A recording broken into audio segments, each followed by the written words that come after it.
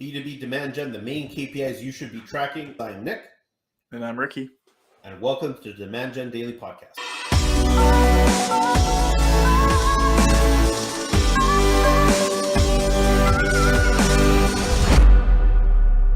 All right. As always, please remember to follow, subscribe, hit us up with your questions. This actually came from a question. I ran a little bit long in the last one, so this is part 2.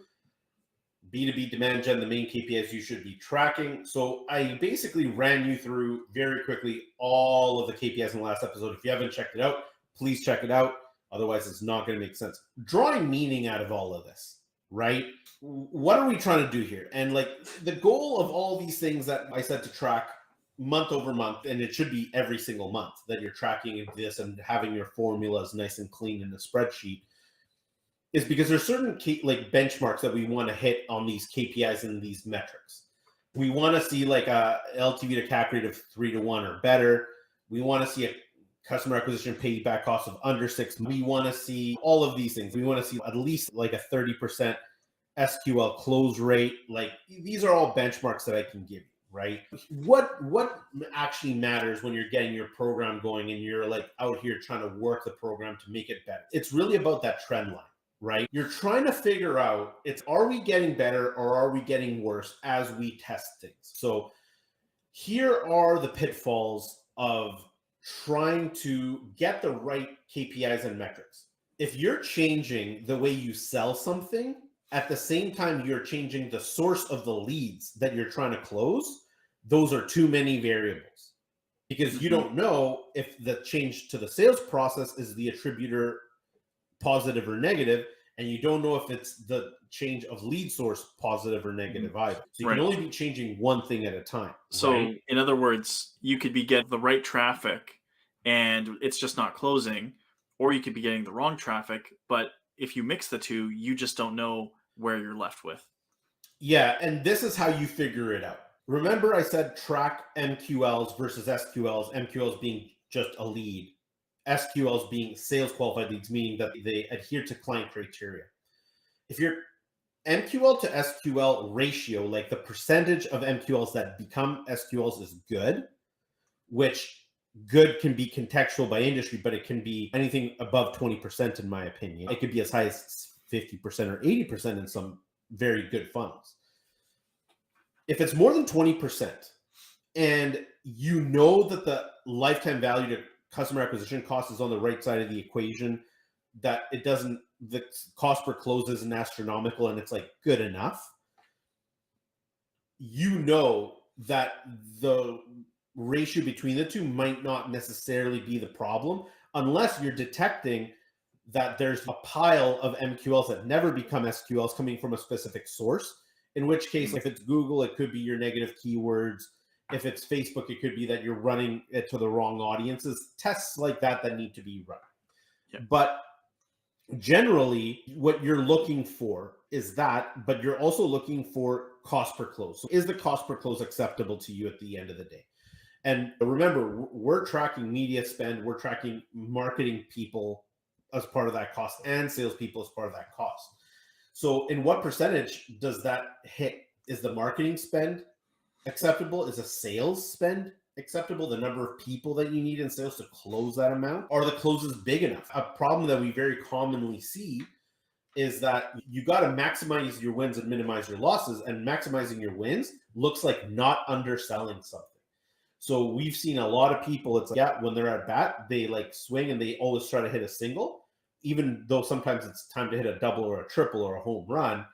And that makes the math on, is this profitable or is this highly favorable to us, like not that good. It could look okay, but not great. So there is a part of this where the marketer has to help really go hand in hand and ask for the help of the sales team. And I say that, ask for the help of the sales team, because the sales team has to be reporting to the marketer how good the leads are. And we do this with some of our clients. Like we tell them, hey, like, here's a spreadsheet. If you don't have a CRM, here's a spreadsheet. We want you to rate every single lead that comes in through the system on a scale of 1 to 10 and why. And we set up some like very high level parameters on that scoring. So, hey, this is a 1, this is a 5, this is a 7, this is a 9, this is a 10, whatever the key numbers are. Tell them, like, this is why. If they don't meet client criteria, they're automatically like below a 5 immediately. If they don't meet client criteria, if they miss one of the client criteria that are we can do without it, but everything else is good, it's okay. Like, it might be a 5 because the qualifications of the criteria are like that 5 and below. Why this helps is that when the sales people give this to the marketing team, can make sense of like, where did this lead come from? And when the second that you figure out this is where this lead is coming from, these are where the good ones are coming from, this is where a bulk of the bad ones are coming from, it enables the team to go back to all of these KPIs and metrics that I mentioned in the first episode. Oh, like that one source, sales has never scored it above a 5, ever. From that source. If we eliminate that source, we're going to cut our media spend by 50%. Or should we run tests to try to get good leads out of this source? Yeah. Overnight, your MQL to SQL ratio might have been 20%. Overnight, it's 40%. Magically. And your costs are half gone. And it's a process of elimination rather than addition. I never recommend people do this until they iterate and test the one thing so you can really put it to bed without having to revisit it in the future. But the whole point of it is that these KPIs and metrics in a bubble, like inside of the marketing bubble, don't do you any good.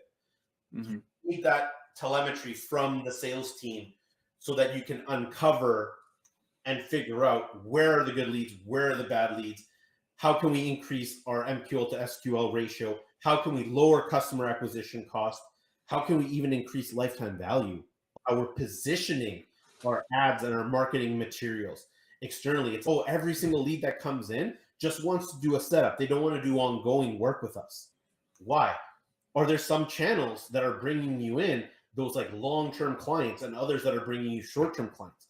This is all the quantitative or the qualitative stuff that goes with the quantitative side to help you understand and make sense of your marketing program.